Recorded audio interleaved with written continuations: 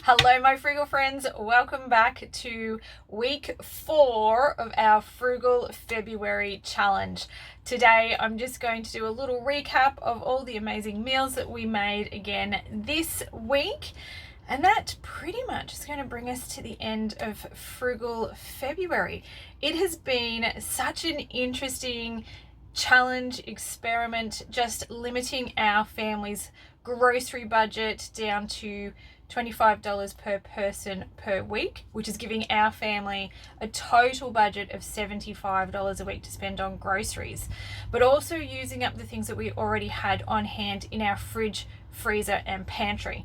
And what's been really interesting is that with a little bit of planning, a little bit of extra time in the kitchen, we've actually been able to successfully feed our family of 3 breakfast, lunch, dinner and snacks every week, spending around $50 at the supermarket, just picking up some things that we need for our meal plan, but then utilizing some of the things that we have on hand. What I'm actually going to do is save all of our insights and what we've achieved and what we were able to do with the extra money that we saved this month by reining in our grocery budget. We did go and do something super fun with our savings this month, but I'm going to keep you guys hanging in there.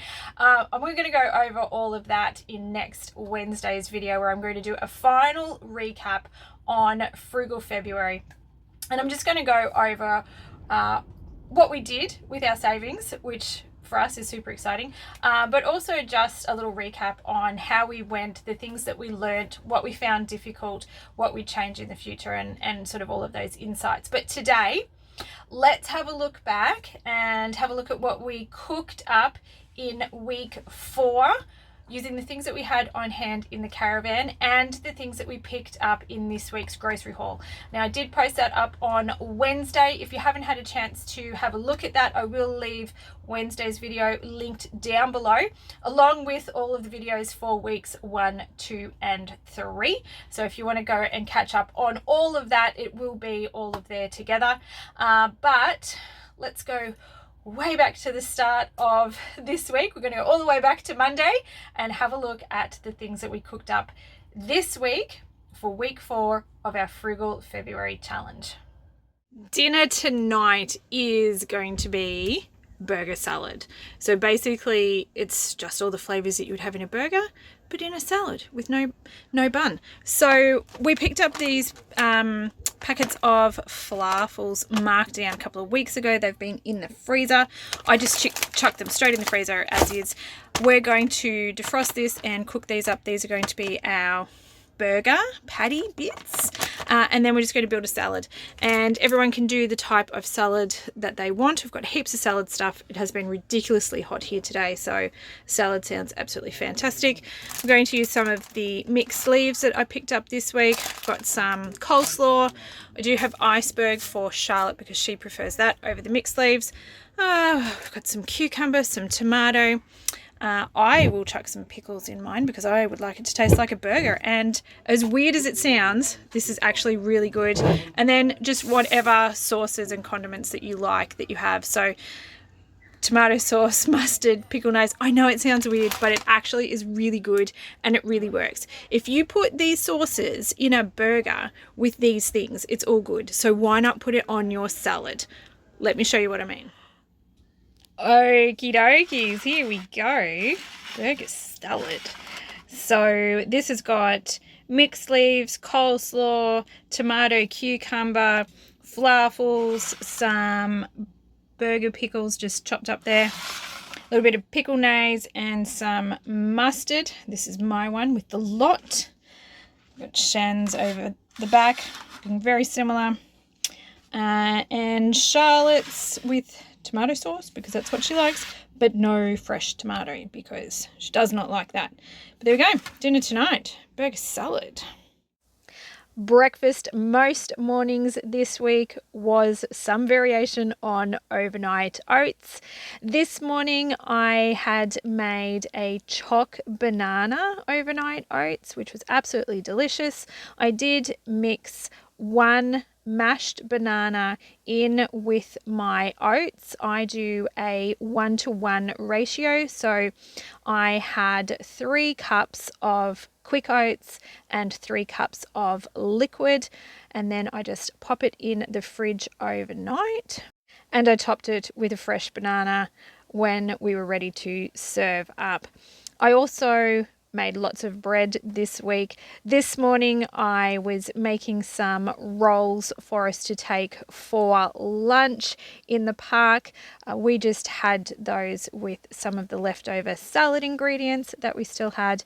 That was absolutely really super delicious and such an easy on the go lunch. Those rolls are the exact same bread recipe that I make, but just cooked in the oven for 20 minutes. Dinner tonight is going to be another burger salad with our leftover salad stuff that we've still got. So I do have some leftover falafels from last night that were already cooked. Salad stuff left over, so I'm just going to make the exact same thing that we made last night for dinner tonight.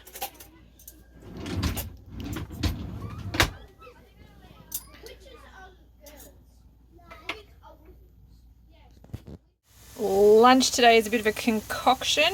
In the pan I have grated tofu, carrot and zucchini cooking off with a little bit of chicken stock, some Tuscan seasoning and some soy sauce. To that I'm going to throw in some frozen peas and corn and some leftover rice, and then I'm not sure where this is going to go. Could turn into a bit of a fried rice, it could turn into a bit of a soup. Maybe we could put it in some lettuce boats, who knows. Let's just see what happens. And this is what we've ended up with, so just a little bit of everything. Tastes absolutely amazing. Dinner tonight is going to be an Alfredo pasta, but of course we're going to use veggies. So cauliflower, I'm going to throw in a potato. I know it's not in the recipe, but we're going to give it a shot. And then we're going to season it with a bunch of different seasonings. So the recipe itself calls for garlic and onion. I don't have those, but I do have seasonings, so we're going to chuck those in. We will need some nutritional yeast. So if you guys who've been hanging around for long enough, you know that's what's hiding in our little parmesan container. It's not actually parmesan, it is nutritional yeast. If you guys are not following a vegan or a plant-based diet, I'm sure that you could do the same recipe, but just use actual parmesan cheese and it'll turn out fantastically. It's just going to give it a nice cheesy flavour. We're also going to need some stock and some salt and some lemon juice. And then I'm also going to throw in some Tuscan seasoning because I love it in just about everything that I cook. And I'm also going to throw in some extra veggies. So at this point, I think I'm going to throw through some spinach. I do have this left over from last week. And then maybe even just do some green beans as well on the side. But we're going to give this a go. The sauce itself is going to be loaded with vegetables, so I'm not too worried about that. But I don't know, we'll see what else we can throw in here just to make it even more veggie fantastic. And this is what we've ended up with, our dreamy, creamy cauliflower Alfredo pasta. So I've cooked the potato and the cauliflower together, stuck it in the blender. I did add a little bit of water just to emulsify it back in the pan, and then added all of our seasonings and just to taste. So onion powder, garlic powder, 1 teaspoon each of those, 2 teaspoons of Tuscan, 3 tablespoons of nooch, good squeeze of lemon juice, 2 teaspoons of stock powder. I don't think I said that before. And then I've just cooked that down, mixed that together. I did throw in a couple of cubes of spinach, and then I've just mixed through our pasta, and that's what we've ended up with. So I'm going to get this dished up. I will probably serve it with a little bit of extra nutritional yeast on top. And there is our creamy Alfredo pasta for dinner. Choc banana oats, again for breakfast this morning. It's been very popular this week. Quick lunch out and about today.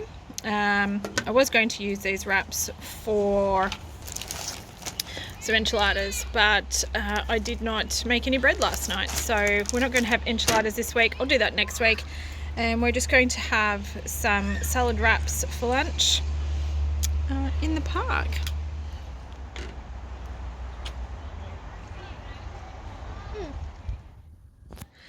Tonight for dinner, I'm just going to do a really quick dal or sort of a curry.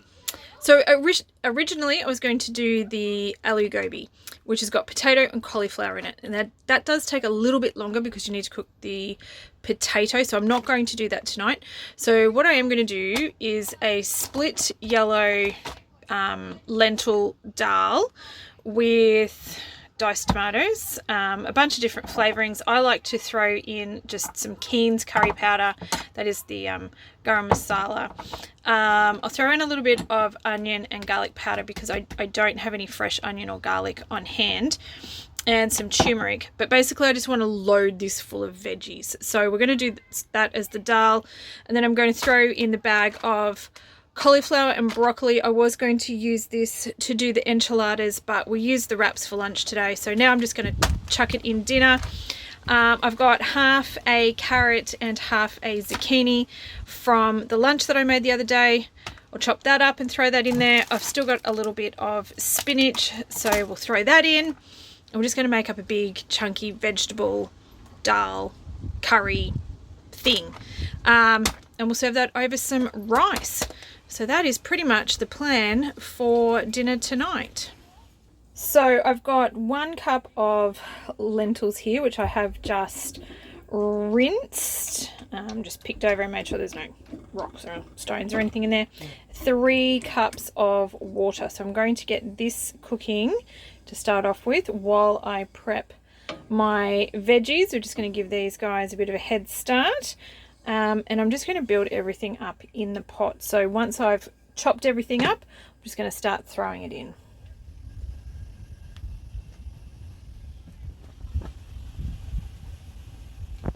Seasonings are going to be pretty straightforward. I'm just throwing in a teaspoon of each of these, except for the curry powder. I'll chuck in 2.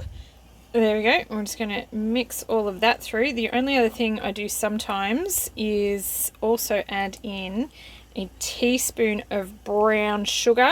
Just gives it a little bit of extra sweetness. Sometimes it just finishes it off quite nicely. But what you can actually do is let this cook through.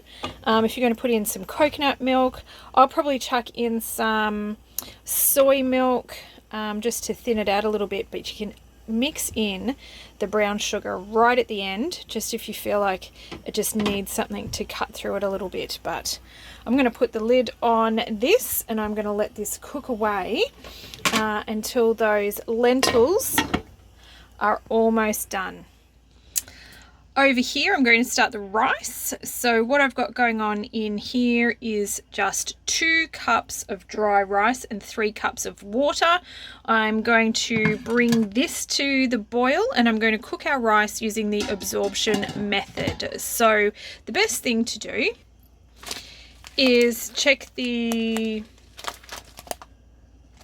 instructions on the back of your packet, which you can't read because I've just put an elastic band around there, but follow the packet directions to cook your rice. I find a 1 to 1.5 cup ratio always works really well, but check your packet. Basically, I'm going to bring this to the boil. At the moment, what you can see is a whole heap of water on top. So I'm going to bring that to the boil, turn it down to a simmer, and then once I can't see any more of that water, I'm going to turn this completely off and then just let it sit for 10 minutes, and it will continue to absorb the rest of the water that is in there, but doesn't need a heat source to keep cooking. So that's what we do, and that works really well. So let's get this going. Just keep an eye on your lentils. Give them a little stir every now and then just to see how they're going, and so they don't stick to the bottom of your pan. Alright, so just to show you guys what I mean with the rice, I'm not going to lift the lid up because I want to keep all of that steam in there, but if you can see, I can't actually see any more water, and that means it's time to turn the heat off completely and just let it sit now and do its thing. It'll continue to cook just with the heat and the moisture that's in there, which also means over here now with our lentils, it's time to get in our tomato, diced tomatoes, and the rest of our veggies. So this is what our lentils are looking like at the moment. Those lentils are nice and mushy, which means they're cooked through. So now we'll start building up the rest of our curry. So I'm going to go in and add our tin of diced tomatoes. Give that a nice mix around. And then I did actually find in the freezer, that'll be about half a can of coconut milk that I obviously had left over and that I'd frozen. So you can use coconut milk, or oh no, I'm going to need 2 hands for that one. Or you can use soy milk, or probably just normal milk. I tend to use soy milk or coconut milk or cream, just to make this a bit creamy. There we go. There we go. That was a lot easier with 2 hands. So I'm just going to get this in here now, and that'll start defrosting as well. I'm just going to give that a minute or 2 before I chuck in the rest of the veggies, I think. All right, so our coconut milk is mixed through. Now I'm just going to get these frozen veggies in. I'm just going to start by defrosting this chopped spinach, and I'm going to dig through our bag of broccoli and cauliflower here, and I'll just chop up any really big bits with a knife before I chuck them in. Just going to mix this through and then pop the lid back on. We're just going to give this another 5 or so minutes, just basically to defrost the cauliflower and the broccoli that we've just put in. Just let that cook.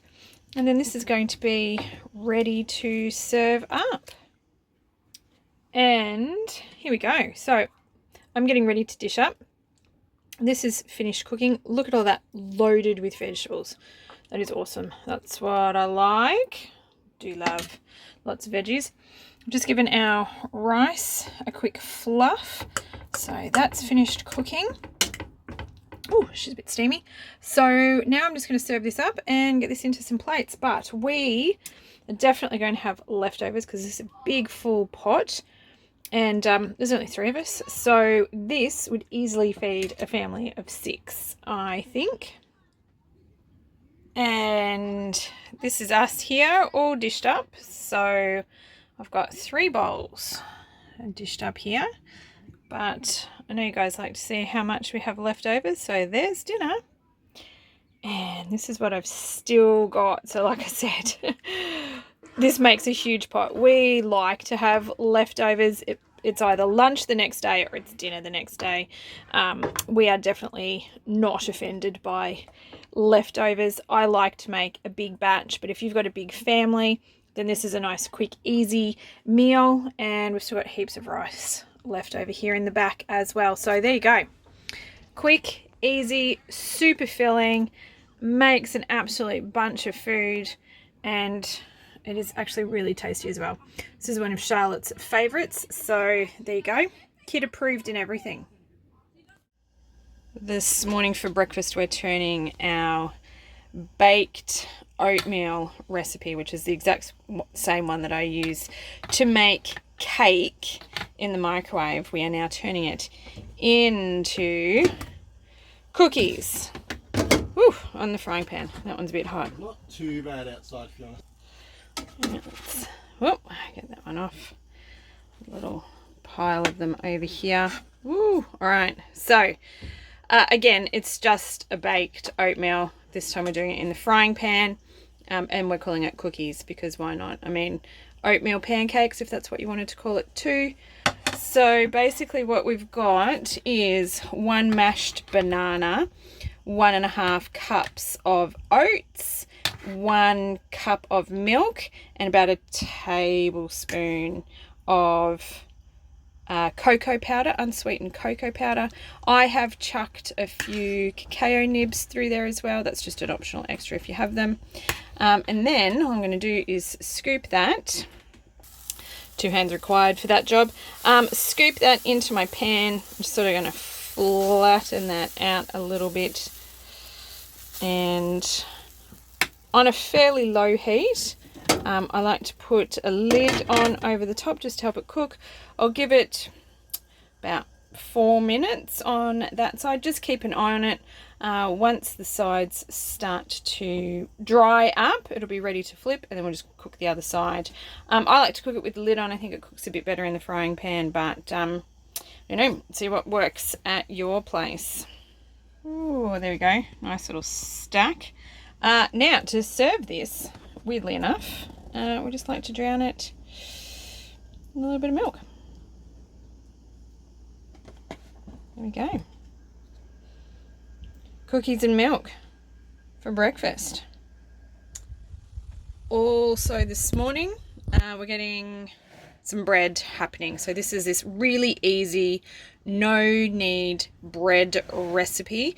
Just takes a couple of hours to rest, but it's so quick as far as how much time and effort you need to put into this. So I have 3 cups of flour, 1 teaspoon of instant yeast, and 1.5 cups of warm water. You can add a little pinch of salt as well if you want to. Just mix this all together. It makes a really shaggy, weird looking kind of dough. Literally takes 5 minutes to throw everything in a bowl, and then what we're going to do is just cover that with a tea towel, and we're just going to let this sit for a couple of hours. The longer the better. If you can do this overnight and let it sit for like 12 hours, that's super awesome. If you've only got a couple of hours during the day, that'll be fine. So it is 9 o'clock and we're going to get this on now, so we can have rolls for dinner. So I'm just going to let this sit all day, and I'll cook it up later tonight, and I'll show you how I'm going to turn this basic bread recipe into rolls. Lunch today is just some leftovers that we're just going to heat up. This is the vegetable curry dal that I made the other day, and some of the leftover rice. So I'm just going to start warming this up, and yeah, lunch done. It is 3 o'clock, so we're going to start turning this into some rolls. Now I actually checked this at 12 o'clock and it was ready then, so it definitely doesn't need a long time. I think it's just the flavor that sort of develops the longer that you leave it, but this is potentially ready to use in just a couple of hours. So what I'm going to do now, and I will need 2 hands, but I'm going to scrape this out onto a floured board, and then we're going to give it a quick knead and shape it into some rolls.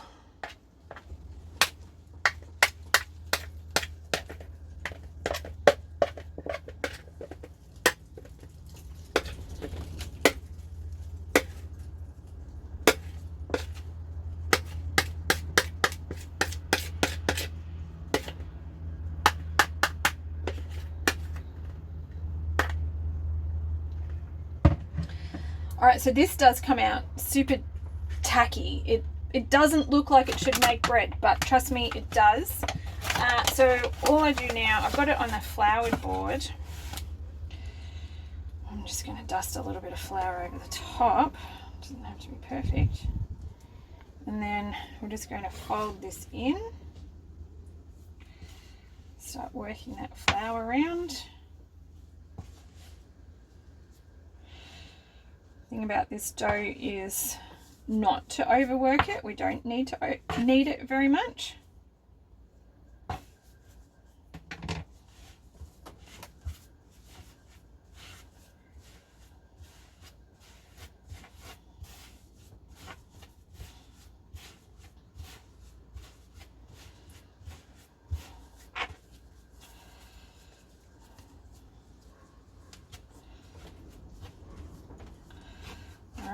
just going to cut this and then shape this into 6 rolls. Just going to let these guys rest again for probably about 20 minutes while I heat up the oven, and then we're going to bake them. Ooh, there we go, fresh out of the oven. So I will just leave them on the tray for about 5 minutes and then I'll get them onto a cooling rack. But there we go, quick easy rolls for dinner tonight. And there is dinner tonight. So we're all loaded up. I did have some of these burger patties in the freezer just to use up. We've got some tomato and some lettuce. And there's our beautiful little buns that we made before. And that brings us to the end of week 4 of our Frugal February challenge. We have actually had a really good time doing this. We proved to ourselves that we probably don't need to be spending as much on groceries actually as we are, that we can definitely rein in our grocery budget and still eat heaps of healthy, yummy, filling meals on quite a small budget. In the big scheme of things, $75 for a family of 3 is not very much to be spending on groceries. But what it actually did show me is that we can make a lot of really good, cheap food with pretty basic ingredients, and we don't actually need to be buying and spending as much food on groceries as what we have been in the past.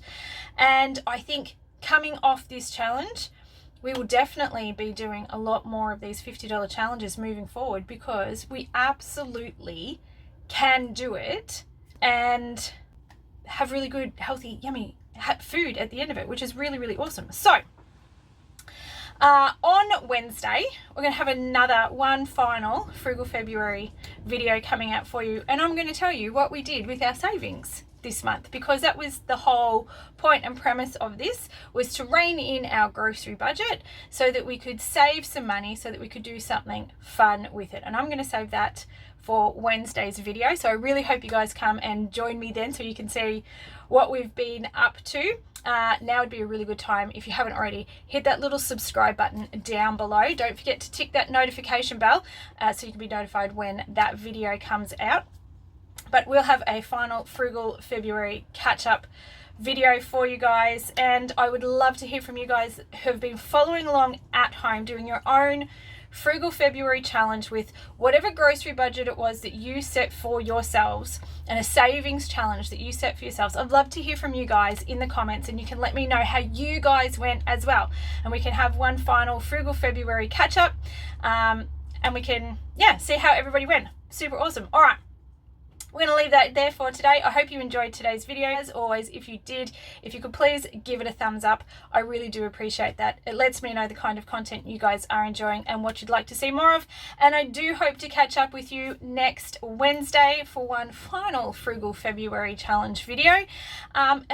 Between now and then, I hope you guys are having a fantastic weekend. Hope you're having a great week, and I hope to see you in my next video. Until then, take care, my friends, and we'll chat soon. Bye.